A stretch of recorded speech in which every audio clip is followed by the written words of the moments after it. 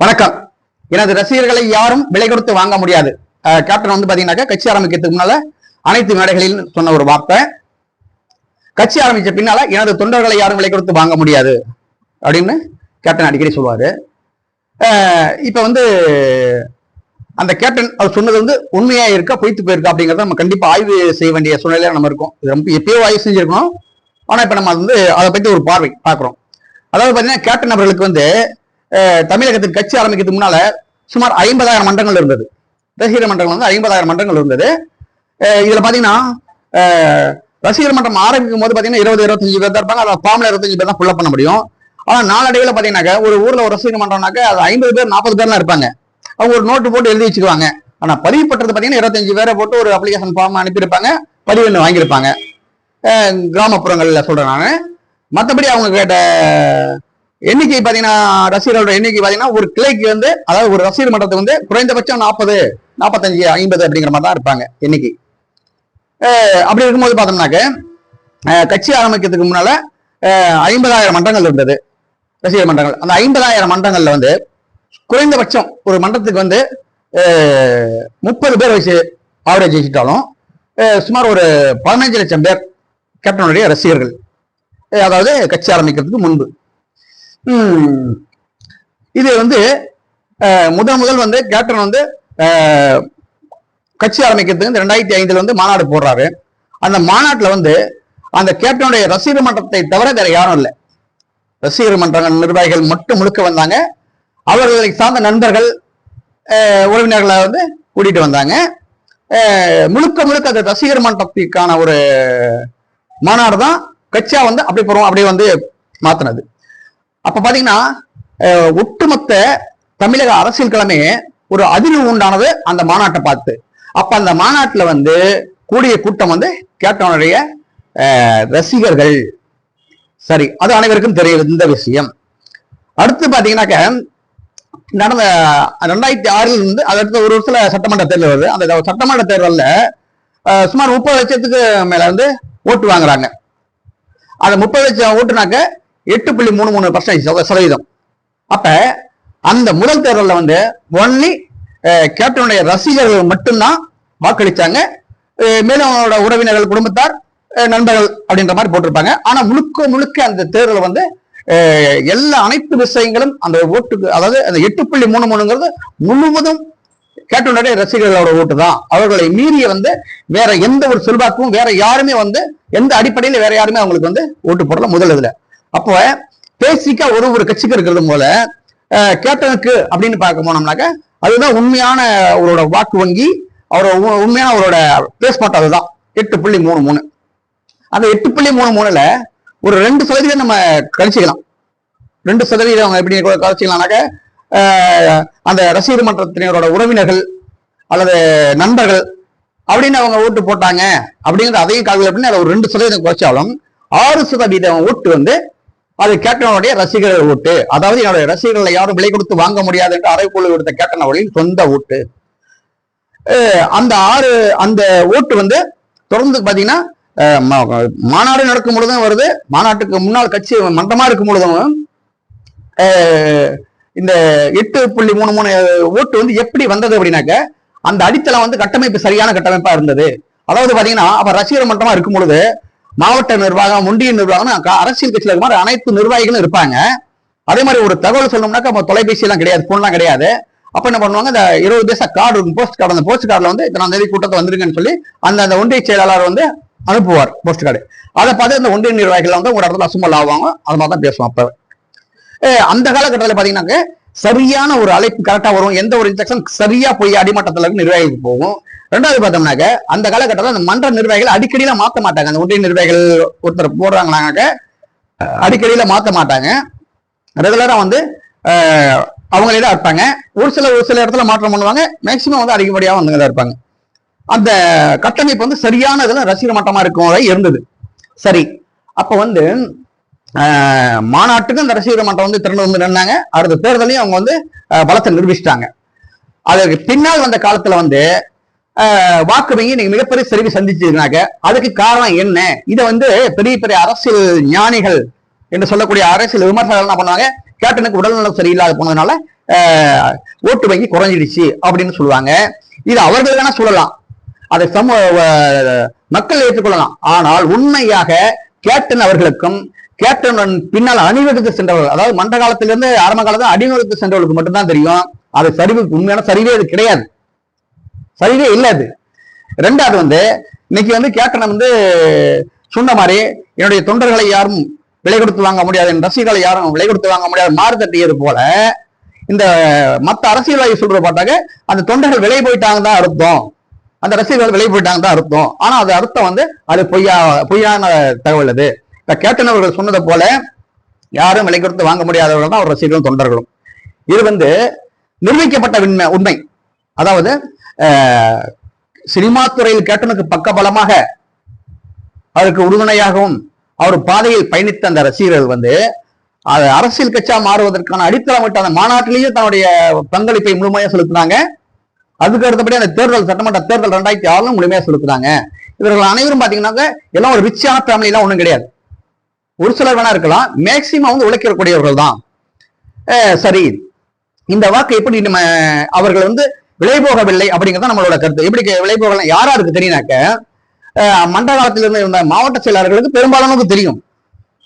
ஏன் அந்த நிர்வாகிகளுக்கு கூட, ஒன்றிய நிர்வாகிகள் போன்றவங்களுக்கு கூட ஓரளவுக்கு தெரியும். ஆனா அந்த விஷயத்தை வெளியே வரல. சரி, இது எப்படி அந்த ரசிகர்கள் இன்னும் இருக்கிறாங்க, அந்த வாக்கு வங்கிங்கிறது சரியல அப்படின்றத நம்ம ஆதாரம் என்னன்னாக்க, கேப்டன் மரபிற்கு இறுதி ஊர்வலத்தை கலந்து கொண்ட அந்த அந்த ரசிகர்கள் மன்றம் 50,000 ரசிகர் மன்றத்தில் இருந்த 2 போனவர்களை தவிர மீது அத்தனை பேரும் அந்த இறுதி ஊர்வலத்துக்கு வந்திருந்தாங்க. அந்த இது பொய்யான தகவல் கிடையாது. என்னுடைய ரசிகர் மன்றத்தின் பதிவு எண் 8778 1994 வாங்கினது பதிவு எண். அப்படி இருக்கும் பொழுது அதற்கு பின்னால் ஒரு கூட்டத்திலையும் அதே மாதிரி பாத்தீங்கன்னாக்க 2014 திருச்சி ஹோட்டல் ராக்போர்ட்ல முதல்ல சமூக வலைதளத்தில் இருக்கிற நண்பர்களை வர வைத்து கூட்டம் போட்டோம். அது நான் தான் அரேஞ்ச் பண்ண, நான் தான் செஞ்சோம். அப்படி இருக்கும் பொழுது அங்க மிகப்பெரிய ஒரு ஆய்வு பண்ணியிருந்தோம். அதாவது அந்த 2014 ஏற்பட்ட சரிவுக்கு என்ன காரணங்கிறது ஆய்வு பண்ணி அதை அங்க பேச வந்திருந்தோம். அப்ப அந்த கூட்டத்தை போட்டது நான் தான். அதே போல இன்னொரு முக்கியமான விஷயம் பாத்தீங்கன்னாக்க, மன்றமாக இருக்கும் பொழுதே அரசியல் கட்சிகளை ரசிகர் மன்றம் கேப்டன் விஜயகாந்த் ரசிகர் நற்பணி மன்றத்துக்கு கீழே அவர்களை ஒருங்கிணைத்து விஜயகாந்த் ரசிகர் நற்பணி மன்றத்தின் தலைமையில் மிகப்பெரிய ஒரு போராட்டம் 2004 பாராளுமன்ற தேர்தலை எதிர்த்து ஒரு மிகப்பெரிய ஒரு போராட்டம் நடத்தினோம். அது என்னோட தலைமையில நடத்தினேன். அது மிகப்பெரிய அப்படி பாத்தீங்கன்னாக்க, நான் அந்த களத்துல இருந்த பயணித்தன் என்ற அனுபவத்தில் முழுமையான ஒரு உண்மையான விஷயத்தை சொல்றேன். கண்டிப்பா அவர்கள் யாரும் விலை போகவில்லை. அதுக்கு ஆதாரம் அன்னைக்கு அப்படியே அவர்கள் அனைவரும் கேப்டனுடைய இறுதி ஊர்வலத்தில் கலந்து கொண்டவர்கள் தான். சரி, அப்ப அந்த வாக்கு வங்கிய குறையில இருக்கிறாங்க, யாருக்கும் விலை போகல அப்படிங்கிறத கேப்டன் சொன்ன விஷயம் 100% உண்மை. சரி, இப்ப அந்த விஷயத்த நான் முதல் 2014 தமிழ்நாடு முழுக்க இருந்த பெரும்பாலான ஒரு சிலர் வரவழைச்சு அங்க ஒரு கூட்டம் போட்டோம். அப்படின்னாக்க அதற்கு பின்னால் பல முறை தலைமையில் சில ரகசிய, அதாவது அந்த ஆய்வின் அறிக்கை, அந்த ஆய்வறிக்கையை சமர்ப்பிக்க சொல்லி சமர்ப்பிக்கிறதுக்காக நாங்கள் முயற்சி எடுத்தோம். அது கடைசி வரைக்கும் நடக்கல. அது போல பல விஷயங்கள் ஆய்வு செஞ்ச விஷயங்கள் அப்பப்போ என்னோட பாத்தீங்கன்னா ஆய்வு செஞ்சுட்டே இருப்போம். அந்த ஆய்வு செஞ்ச விஷயங்களை தலைமையில் கொண்டு போய் சேர்க்க பல விதமான முயற்சிகள் எடுத்தோம். அதை ரகசியமாக சேர்க்க வேண்டிய அறிக்கை, அதனால அதை சேர்க்கிறதுக்கான வாய்ப்பே கிடைக்கல. சரி, இப்ப இந்த வாக்கு எண்ணிக்கை குறைந்ததுக்கு முக்கியமான 3 காரணம் தான். அந்த 3 காரணமும் சுலபமாக சரி பண்ணக்கூடிய காரணங்கள் தான். அதில் 2 காரணங்கள் வெளியே பொது வெளியில் பேச முடியாத காரணங்கள். இதே போல இதை முழுமையாக போய் நம்ம தலைமைக்கு ரிப்போர்ட்டா கொடுக்கணுங்கிறதுக்கான பல வேலைக்கான முயற்சி எடுத்தோம். தனிப்பட்ட முறையில் ரகசியமான அறிக்கையை கொடுக்க முடியல. அதனால அதை பொது வெளியில் பேசக்கூடாது என்ற அடிப்படையில் பேச முடியாத விஷயம்னால இந்த 2 காரணங்களை நாங்க ஸ்டாப் பண்ணி வச்சுட்டு ஒரே ஒரு காரணம், முக்கியமான காரணத்தை 3 காரணத்துக்கு ஒரு காரணத்தை மட்டும் நான் இப்ப பகிர்ந்துக்கிறேன். இதை ஏன் பகிர்ந்துக்கிறோம்னாக்க, பல்வேறு முயற்சிகள் எடுத்தும் இந்த விஷயங்கள் நன்னியா இருக்கும் முன்னிலையில அவங்கள்ட்ட போய் சமர்ப்பிக்க முடியல. ஏதோ ஒரு தடங்கள், அதாவது பக்கத்துல நெருங்கி போய்க்கணும். அவங்க கையில நம்ம கொடுத்தோம்னா அவங்க நம்ம மாதிரி 100 பேர் 100 விதமான பெட்டிஷன் கொடுக்குறாங்க, மனு கொடுக்குறாங்க. அப்படி 10ல 1 ஆகி போயிடும். அப்படி இதோட உண்மை இது நமக்கு யூஸ்ஃபுல்லா போயிடும். அப்படி அந்த கூட்டத்தில் நம்ம கொடுக்கும்போது வேற யாருக்கு இப்ப எடுத்து அந்நியார்ட்ட கொடுக்குறாங்கன்னா அவங்களுக்கு எதுவும் மிஸ் ஆயிடும். அந்த மாதிரி ஒரு பயம் எது நடக்குமோன்ற ஒரு பயத்தையும் அந்த சூழ்நிலை உருவாகிறதுனால எவ்வளவு முயற்சி செய்தும் அந்த ஆய்வறிக்கையை வந்து அந்நியர்களிடம் இதுவரை கொடுக்க முடியல. அப்படி இருக்கும் பொழுது இன்னைக்கு வந்து ஊடகத்தில் இதை சொல்லக்கூடிய விஷயமா என்றால் இந்த ஒரு விஷயத்தை சொல்லலாம் அப்படிங்கிற ஒரு முடிவு நீண்ட யோசனைக்கு பின்பு நீண்ட வந்து ஒரு பரிசோதித்து என்ன பண்ணணும் ஒரு ரொம்ப வந்து யோசித்து சிந்தித்து நம்ம இதை சொல்றோம். இதை சொல்றது வந்து மிக தப்பான ஒரு விஷயம் கிடையாது. யாருமே தப்பான நோக்கத்துல செய்யல. அப்படிங்கும் முக்கியமான 3 காரணங்கள். அது வாக்கு வங்கி குறைஞ்சதுக்கான அரசியல்வாதிகளுக்கு தெரியாத விஷயம், அரசியல் ஞானிகளுக்கு சமூக செயற்பாட்டாளர்னு சொல்லக்கூடியவர்களுக்கு எந்த ஒரு யாருக்குமே தெரியாத ஒரு விஷயம். ஏன் நமக்கு பெருசா இன்னைக்கு விஜயில கொண்டு வர பிரசாந்த் கிஷோர் கூட அந்த மாதிரி இவங்களுக்கு கூட அது வந்து தெரியாத ஒரு விஷயங்கள் உண்மையால வந்து என்ன நடந்தது அப்படிங்கறத மாவட்ட நிர்வாகிகளுக்கு தெரிந்தாலும் கூட, அதாவது மண்ட காலத்திலிருந்து பயணித்த ஒரு மாவட்ட நிர்வாகிகளுக்கு தெரிந்தாலும் கூட அவர்கள் சொல்ல முடியாத விஷயங்கள், அவர் சொல்ல விரும்பாத விஷயங்கள், அதை தலைமைக்கு தெரியக்கூடாது என்ற நினைக்கக்கூடிய விஷயம் ஒரு விஷயத்தை மட்டும் என்று நான் வந்து பகிர்ந்து கொள்ள விரும்புகிறேன். இதோட நோக்கம் எதுக்காக பகிர்ந்துக்கிறோம்னா, எப்படியாவது அந்நியாருக்கு வந்து இந்த செய்தி செல்ல வேண்டும், அவர்களை முழுமையா பார்க்க வேண்டும். பார்க்கும் பொழுது எனக்கு அவர்கள் என்னோட ஆய்வறிக்கையும் இதை முழுசா பார்த்துட்டாங்கனாக்க அப்ப வந்து இதை சொல்வதில் உண்மைகள் இருக்கும் பட்சத்தில், உண்மை இருந்தா கண்டிப்பா வந்து அவர்களை சந்தித்து எனக்கு அதை நாங்கள் முழு டாக்குமெண்ட், இதுக்கு மேல வந்து சொல்லக்கூடிய விஷயங்கள் இது ஒன்றுதான், மீதியான சொல்ல முடியாத விஷயம் ரகசியமாக கொடுக்க வேண்டிய விஷயங்கள், அதை கொடுப்பதற்கான ஒரு வாய்ப்பு கிடைக்கும், அந்நியர்களை சந்தித்த வாய்ப்பு கிடைக்கும், இதன் மூலியமா உருவாகும் அப்படிங்கிறது தான் அந்த 3 காரணம். அதாவது அந்த ஓட்டு எண்ணிக்கை வாக்கு வங்கி சரிந்ததுக்கான 3 முக்கிய காரணங்கள்ல வந்து அது 2 காரணம் நான் சொல்ல முடியாத காரணம், ஒரு காரணத்தை மட்டும் சொல்றேன். என்னன்னு பார்த்தோம்னாக்க, அந்த ரசிகர் மன்றம் வந்து ஒரு தேர்தலில் முழுமையா ரசிகர் மன்றம் மட்டும் தான் சந்திச்சாங்க. அந்த ரசிகர் மன்றத்துல இருந்து அப்படியே ப்ரொமோட்டான நடிகரா இருந்து ஒரு தலைவரானார், கட்சி தலைவராக கேட்டன, ரசிகர் மன்றமா இருந்தவங்க அப்படி தொண்டர்களானார்கள். அவங்களோட கண்ட்ரோல நடந்த ஒரு தேர்தல்னாக்க அந்த 2006 சட்டமன்ற தேர்தல் மட்டும்தான். அதுக்கடுத்து அந்த 2009 பாராளுமன்ற தேர்தலும் ஓரளவுக்கு அந்த நிர்வாகிகள் கண்ட்ரோல்ல தான் நடந்தது. அதாவது ரசிகர் மன்றத்தினர் தொண்டர்களா மாறிய ரசிகர்களோட இதுலதான் நடந்தது. 2011 முழுக்க முழுக்க அப்படிதான் நடந்தது. ஏன்னா அந்த ரசிகர் மன்ற நிர்வாகிகள் முழுமையான உழைப்பு இருந்தது. அதற்கு பின்னால் எதிர்கட்சியான பிறகு படிப்படியாக அவர்கள் வந்து பணியாற்றுவதற்கான வாய்ப்பு குறைந்து விட்டது படிப்படியா. அதுக்கு என்ன காரணம்னாக்க, அனைத்து மாவட்டங்களுக்கு நான் சொல்றது பொருந்தும், மேக்சிமம் ஒரு சில மாவட்ட செயலாளர் நம்ம குறிப்பிட்டு சொல்ல முடியாது, ஒரு சில மாவட்டம் சிறப்பாக இன்னும் செஞ்சுட்டு இருக்கிறாங்க. அது எப்படி பொருந்துனாக்க, அந்த காலகட்டத்தில் எதிர்கட்சியான பிறகு நிறைய பேர் மாற்று கட்சியில இருந்தோ வெளியில இருந்து வந்தோ ஒரு வசதி படத்துல வந்து நிறைய போராடினாங்க, வந்து பொறுப்பை வாங்குறதுக்கு நிறைய வந்து போராடினாங்க. அதில் தடுக்க முடியாத சூழ்நிலை ஒரு சில மாவட்டங்களில் ஒரு சில நிர்வாகிகளுக்கு வந்து ஒன்றிய பொறுப்பு அந்த மாதிரி பொறுப்பெல்லாம் கொடுக்கப்பட்டது. அப்படி படிப்படியாக 2014 வந்து கொடுக்கப்படும் பொழுது அந்த பொறுப்புகளுக்கு அப்படியே அவங்க வர ஆரம்பிச்சாங்க. கட்சிக்கு அப்பாற்பட்டவர்கள் வர ஆரம்பிச்சாங்க. கட்சிக்கு அப்பாற்பட்டவங்க அந்த கட்சியோட வளர்ச்சியை பார்த்து, அதாவது கட்சி ஆரம்பித்த 6வது வருஷமே எதிர்கட்சியா உட்கார்ந்துருச்சு அப்படின்னு 6-7 வருஷத்துல அதை பார்த்து வந்து உறவுகள் அதிகமா இருந்தது. அவர்கள் வந்து அந்த அந்த தனக்கு வந்து ஒன்றிய பொறுப்பு அப்படி சாலிடா அவங்க வந்து வாங்க ஒரு இடத்த வாங்க ஆரம்பிச்சிட்டாங்க. அது வந்து கொடுக்கப்பட்டது.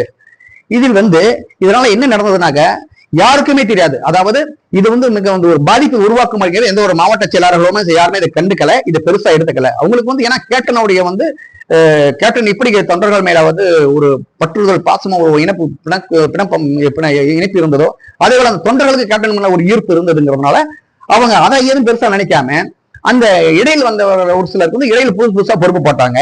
அப்படி போடும்போது என்ன ஆச்சுனாக்க, இப்ப ஒரு கிராமப்புறங்கள்ல நீண்ட நாட்களாக அந்த ரசிகர் மன்றத்திலிருந்து பயணித்தவர் ஒருத்தர் இருந்தாங்க, அவர்களுக்கு மாற்றா ஒருத்தர் துணை செயலாளராக ஒருத்தர் இருக்காங்க. அவர் மாற்றா ஒரு துணை செயலாளர் ஒன்றிய துணை செயலாளர் ஒருத்தர் போடும்பொழுது அந்த ஏற்கனவே வேலை செஞ்சுட்டு இருந்தவங்களுக்கு ஏதோ ஒரு பொறுப்பு வந்து அவங்க கொடுத்திருந்தா ஒரு ப்ராப்ளம் இல்லை. அவங்க வந்து தவிர்க்கப்படும் பொழுது அவங்க ஃபேமிலியிலையும் நம்ம இவ்வளவு தூரம் கஷ்டப்பட்டு இதாகி இப்ப பாரு அவங்க கலக்கி விட்டாங்க, அவங்க ஃபேமிலியில சில நெருக்கடிகள் வந்தது, அவர்களுக்கு சில மன உளைச்சல் ஏற்பட்டது.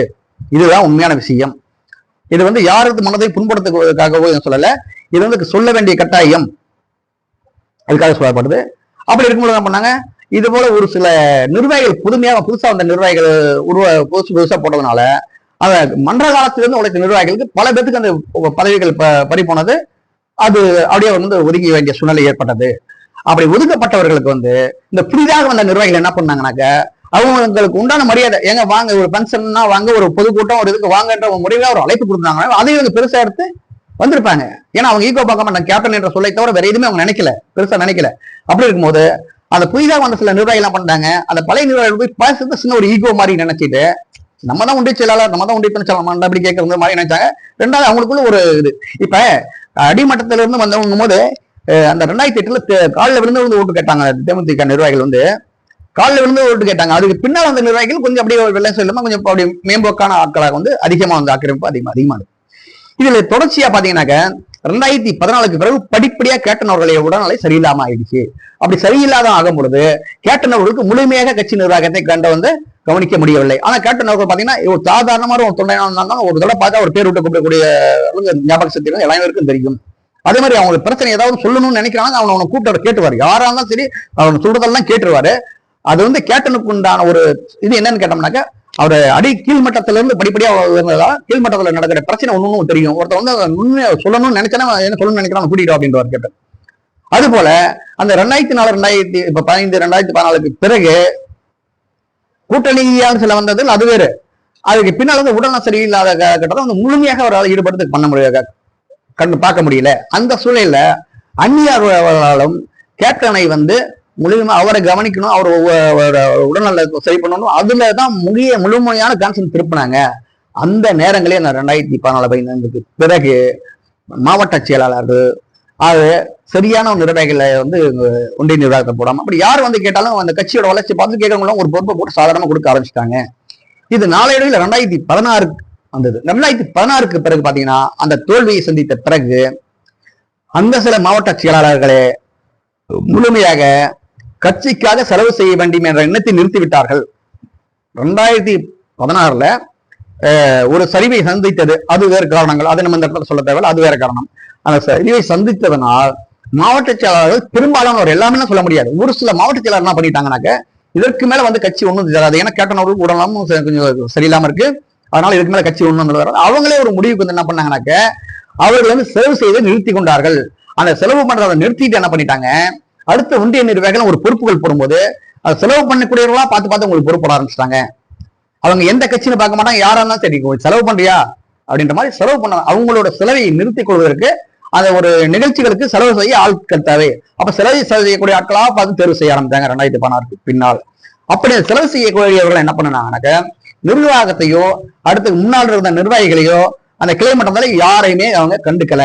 அவங்களுக்கு தேவை செலவு பண்றாங்க, பொறுப்புல இருக்காங்க, ஒரு தகவல் ஏதோ ஒரு வழியில தகவல் பண்றாங்க, போன்லாம் வந்துருச்சு, போன் பண்ணி சொல்லுவாங்க. இந்த மாதிரி வந்ததுனால அந்த அடிமட்டத்தில் இருந்த ரசிகர் மன்றத்தில் இருந்த நிர்வாகிகளுக்கும் இப்ப இருந்துக்க ஒன்றிய நிர்வாகிகளுக்கும் அந்த 2016 ஒன்றிய எந்த ஒரு சம்பந்தமும் இல்லாத போயிடுச்சு, தொடர்பே முழுமையாக துண்டிக்கப்பட்டது. ஆனால் தலைமையை பொறுத்தவரை ஒரு இடத்துக்கு போறாங்கனாக்க பன்னியார் ஒரு இடத்துக்கு போறாங்கனாக்க அங்க வந்து வரவேற்பு நல்லா சிறப்பா பண்ணியிருப்பாங்க. அப்படி பண்ணும் பொழுது அந்த ரசிகர் மன்றத்தில் இருந்து வந்தவர்கள் பெரும்பாலும் என்ன பண்ணுவாங்கன்னா சரி அந்நியார் வராங்க நம்ம பார்க்கணும், அந்த ஈடுபாடுல யாரோட அழைப்பு இல்லாம அவங்களே வந்து வந்துடுவாங்க. சில காலங்கள் வந்து கேப்டன் வந்தாலும் அவங்களே வந்துடுவாங்க. சில காலங்கள் அந்த கூட்டத்தை மட்டுமே பார்த்து கீழே என்ன நடக்குன்னு தெரியல, ஆனா அவர்கள் வந்து அவர்கள் மேல உள்ள பற்றுநாள் அவர்கள் வந்து வந்தாங்க, வந்துட்டு போயிட்டாங்க. அது வந்து அந்த மாவட்ட நிர்வாகத்தோட வந்து அந்த கான்பிடன்டான எப்படி இருக்கிற மாதிரி உழைப்பால் கொண்டு வந்து அந்த கூட்டம் இல்லை. அதுக்கு பின்னால் வந்து பல நிகழ்ச்சிகளுக்கு எதுவுமே பாத்தீங்கன்னாக்க சரியான தகவல் வந்து அடிமட்டத்தில் இருக்கிற கிளைக்கழகங்களுக்கு சரியான தகவல் போகல. சரி, அதையும் தான் என்ன பண்ணாங்க, அதுக்கு பின்னால அப்படியே படிப்படியா பொறுப்பு போடும் பொழுது ஒரு சிலர் வந்து அந்த மாவட்ட ஒன்றிய பொறுப்பு புதுசா ஒருத்தர் போடுறாங்கன்னாக்க 2017-18 அவருக்கு வந்து அந்த மண்டலம் யார் என்னன்னு தெரியாது. அவர் என்ன பண்ணுவாரு, பழைய லிஸ்ட் எடுப்பாரு. பழைய லிஸ்ட் எடுத்து யார் யாரெல்லாம் அங்க இருக்காங்க, ஒரு ஊர்ல ஊராட்சி செயலாளர் முன்னாள் ஊராட்சி அவருக்கு வார்டுல வந்து பேரை மட்டும் எழுதி அதை அப்படியே மாவட்டத்தில் கொடுப்பாங்க. மாவட்டம் பொறுத்தவரை அவங்க அவருக்கு தேவை வந்து நம்ம செலவு பண்ணோம்னா பிளக்ஸ் அடிக்கிறாங்களா போஸ்ட் அடிக்கிறாங்களா ரைட், அப்ப அவங்க போடும்போது பண்ணாங்க அதை அப்படியே ஏற்றுக்கொண்டு அவங்க தலைமைக்கு எழுதிட்டாங்க. அப்படி இருக்கும் பொழுது ஒன்றியத்திலிருந்து ஒன்றிய நிர்வாகிகள் டு மாவட்ட நிர்வாகம், மாவட்ட நிர்வாகம் தலைமை, இதுக்கான தொடர்புகள் சரியாக இருக்குது இந்த நாள் வரை. ஆனால் அந்த ஒன்றிய நிர்வாகத்துக்கும் அடிமட்டத்திற்கும் கிளைகளுக்கும் உள்ள தொடர்பு முழுமையாக துண்டிக்கப்பட்டது. எந்த ஊர்ல யார் இருக்கா, அப்ப எந்த கட்சியில எங்க இருக்காங்கன்னு யாருக்கும் தெரியாது. அந்த மாதிரிதான் இப்ப இருக்கிற ஒன்றிய செயலாளர்கள் வந்து பெரும்பாலும் நம்ம தமிழ்நாடு முழுக்க இருக்கிற ஒன்றிய செயலாளரோட நிலைப்பாடு அதுதான். அவங்க அதை வந்து பெருசாக எடுத்துக்கிறது இல்லை. இரண்டாவதாக இந்த நிலை வந்து தொடர்ந்து இப்படி வந்ததுனால அவர்கள் அந்த ரசிகர் மன்றவங்க கூட்டளவே அவர்கள் வந்து அதுல ஈடுபட முடியல. ஏன்னா அவர்கள் வந்து அவங்க அவாய்ட் பண்ணணும் அப்படிங்கிற நோக்கம் கிடையாது புதுசா வந்தவங்களுக்கு. அவங்க அதை பெரிய விஷயமா எடுத்துக்கல, அந்த உணர்வு இல்லை. அந்த உணர்வால் அப்படியே அவங்க வந்து கட்சிக்கு செய்யறாங்களா போஸ்ட் அடிக்கிறது பண்றது. அதே ஒரு எலெக்ஷன் அப்ப வந்து அப்படியே ஒரு ஊரா வந்து இந்த நிர்வாகிகள் யாரா இருக்கவங்க முன்னாடி இருக்கவங்க கொடுத்துட்டு போயிடுறாங்க. அப்படி வந்து அதுக்கு முன்னால வந்து ஒரு ஒன்றியம் வந்து வருமாறு ஒரு நோட்ல வந்து கையெழுத்து வாங்கிட்டு போவாங்க, ஒரு கிளை செயலாளர்கிட்ட கையெழுத்து வாங்கிட்டு போவாங்க. அப்படி இருக்கும் பொழுது இப்ப ஒரு கிளையா ஒரு ஒன்றிய நிர்வாகம் அந்த கிளை செயலாளர் 3 கிளை செயலாளரும் 3 கிளை செயலாளர் கைது வாங்கிட்டு போவாங்க மன்றமாகளுக்கு போது கூட. ஆனா இப்போ வந்து யாருமே பாக்குற யாரோ ஒருத்தரை பார்த்து அவங்களை கொடுத்துட்டு அவங்க ஆளு இல்லையா ஒரு கிளை செயலாளர் ஒரு கொடுத்துருங்க அப்படின்னு கொடுத்துட்டு போயிடுறாங்க. அப்படி வந்து தொடர்பு துண்டிக்கப்பட்டது. கிளைகளுக்கும் ஒன்றிய நிர்வாகிகளுக்கும் உள்ள தொடர்பு முழுமையா துண்டிக்கப்பட்டது.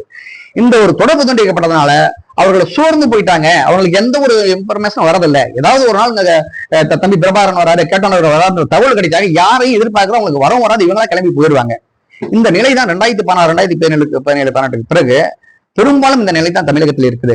இதை வந்து தலைமைக்கு வந்து தெரியவதற்கான வாய்ப்புகளே இல்லை. ஏனென்றால் அந்நியார் கேப்டன் எப்படி நம்பினாரோ அதே மாதிரி அந்நியார் மாவட்ட செயலாளர் அனைத்து மாவட்ட செயலாளர் நம்புறாங்க. ஏன்னா அவங்க வந்து ஆரம்ப காலகட்டத்திலிருந்து உழைச்சிருக்கிறாங்க. அப்படிங்கும்போது அவங்களை முழுமையாக நம்புறாங்க. ஆனால் இந்த இது போன்ற மாதிரி ஒரு நிகழ்ச்சி இருக்கிறது அந்நியார் அவர்களுக்கு தெரியாது. இது தெரிந்திருந்தால் ஆரம்பத்திலே இதுக்கான விஷயத்தை வந்து தலைமை எடுத்துக்கணும். பொதுவாக தலைமைக்கே மேக்சிமம் இது தெரியறதுக்கான வாய்ப்புகள் இல்லை. ஏன்னா அடிமட்டத்தில் இருக்கவங்க அது மேல்மட்டத்தை கொண்டுட்டு போய் சேர்க்கணும். மாவட்டத்தை ஒன்றியத்தை மீறி மாவட்டத்தில் போகணும், மாவட்டத்தை மீறி தலைமைக்கு போகணுங்கிறது அவங்களால முடியாத விஷயம். அப்படிங்கிறதுனால யாராலையும் இதை கொண்டு போய் சேர்க்க முடியல. உண்மையா நடக்கிற விஷயம் தலைமைக்கு கொண்டு போய் சேர்க்க முடிக்கிறதுதான் உண்மையான விஷயம். அப்ப வந்து இந்த தொடர்பு துண்டிக்கப்பட்டதால் அவரோட கேப்டன் வந்து வேட்கல, அந்த பற்றுகள் குறையல, அந்த பாசம் பற்றுகள் அந்த வேற கட்சிக்கு மாற்று கட்சிங்க போல. ஆனால் எந்த ஒரு அழைப்பும் எந்த ஒரு இதுமே யாருமே கண்டுக்காம அவங்களை ஒரு ஆளாவே நினைக்காம ஒரு போறதுனால அவங்களுக்கு அந்த மன வருத்தம். அப்படி இருக்கும் பொழுது அந்த ஒரு நிர்வாகி இருக்கான அவங்க மட்டும் ஒரு ஓட்டு போடுறாங்களா, ஃபேமிலிலையும் போய் ஓட்டு போடுங்கன்னு சொல்ல முடியாது. ஏன்னா உங்க கட்சிக்காரன் யாரு உங்களை கூப்பிடுறான், யாரு வரா, யாரு உங்கள்கிட்ட பேசுறா, நீங்க ஒரு கஷ்டப்பட்டீங்களே, யாரு உங்கள்கிட்ட வரா, யாரு உங்களை கூப்பிடுறாங்க, நீங்க ஓட்டு போட சொல்றேன்ட்டு. ஏன்னா வந்து மண்டமா இருந்த காலத்தில் அதிமுகவும் திமுக இடையில நசுக்கப்பட்டார்கள். ஒரு பொது விஷயம் ஒரு ஏதோ ஒரு சலுகையை கேட்கணும்னாக்கா போய் நின்னா விஜயகாந்த் கட்சிக்காரன் அவனை கொடுக்காங்க, பப்ளிக்கா வெளிப்படையா பேசுவாங்க. 2 ஆட்சியிலுமே அதை வந்து நெருக்கடி கொடுத்தாங்க. எந்த ஒரு விஷயத்தையும் அவங்க பண்ண முடியாது. அந்த நெருக்கடி ஆரம்ப காலகட்டத்தில் மண்டமா இருக்கும் பொழுதே நாங்க வந்து அந்த அனுபவிச்சிருக்கிறோம். அந்த மாதிரி விஷயங்கள் நடக்கும். அப்படி இருக்கும் பொழுது அவ்வளவு கஷ்டப்பட்டு வந்தாங்கனாக்க அந்த கஷ்டப்பட்டது வந்து அதுக்கு அங்கீகாரம் இல்லைனாலும் ஒரு அனுசரிப்பு இல்லாம போயிடுச்சு. அந்த தொண்டர்களை வந்து யாரும் ரசிகர் மன்றத்தில் யாருமே அனுசரிக்கல. ஒரு தகவல் மீறி கடந்து ஏதோ ஒரு சூழ்நிலை ஒரு மாவட்ட செயல்பட்டு போய் நீ பழைய கதெல்லாம் பேசிட்டு இருக்காது, போ மன்றத்தில் அதான் செஞ்சு பேசிட்டு இருக்காது போன அப்படியே அவாய்ட் பண்ணி அனுப்பிடுறாங்க. இது யார்கிட்ட நம்ம அந்த புகாரை கொண்டு போகணும்னு நினைச்சாலும் அவ்வளவு ஒரே பழைய இப்ப என்ன பண்றேன் அதை மட்டும் பேச, இந்த பழைய வரலாறு அந்த வரலாறு பேசாதன்னு உடனே கட் பண்ணி அனுப்பிடுறாங்க. இது ஒருத்தரும் மிகப்பெரிய ஒரு மன உளைச்சல் மனவேதனையோட அவங்க போய் வீட்டுல சேர்ந்துடுறாங்க. அதுக்கு மேல அவங்க வீட்டுக்கு வந்து வேலை செய்யறதுக்கு பணியாற்றுவதற்கான வாய்ப்புகள் மிகவும் குறைவு. இது வந்து ஒரு மாவட்டத்தையோ ஒரு இதையோ நாங்க குறிப்பிட்ட சொல்லவில்லை. நாங்க வந்து ஒவ்வொரு இடைத்தேர்தலுக்கும் எல்லா தொகுதிக்கும் நான் தமிழகம் முழுவதும் போயிருக்கோம். அதே மாதிரி பாத்தீங்கன்னாக்க கேப்டன் அவர்கள் ஒரு போட்டியிடும் போது அந்த தொகுதிக்கு நாங்க போயிருக்கோம்.